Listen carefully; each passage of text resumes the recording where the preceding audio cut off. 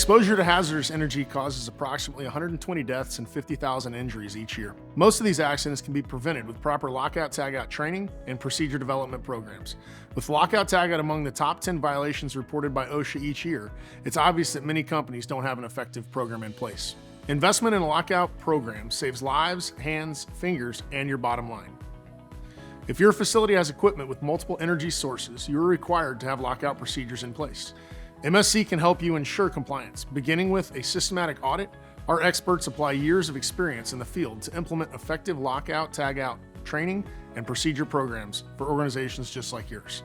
MSC's lockout, tagout safety solutions include the development of compliance training, lockout procedures, step-by-step visual instructions, evaluations, audits and assessments, equipment deployment, labeling solutions, and periodic reviews.